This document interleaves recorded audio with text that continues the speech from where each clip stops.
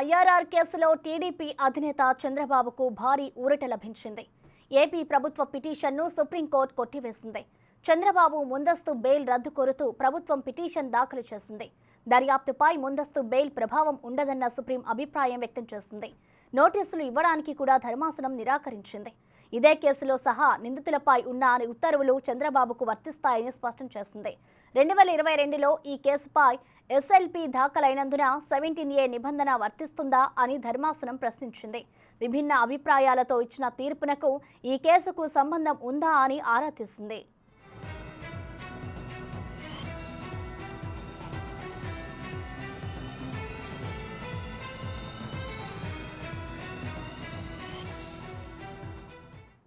మరోవైపు ఈ కేసులో ఐపీసీ సెక్షన్లు కూడా ఉన్నాయని ఏపీ ప్రభుత్వ తరఫు న్యాయవాది వివరించారు. సెక్షన్ 420 ప్రకారం కూడా దర్యాప్తు జరుగుతోందని సుప్రీంకోర్టు దృష్టికి తీసుకెళ్లారు.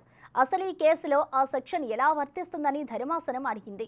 చంద్రబాబుకు సంబంధించి సుప్రీంకోర్టులో ఉన్న ఇతర కేసుల డీటెయిల్స్ కోరగా ఆయన తరఫు న్యాయవాది సిద్ధార్థ లూత్రా ధర్మాసనానికి అందజేశారు.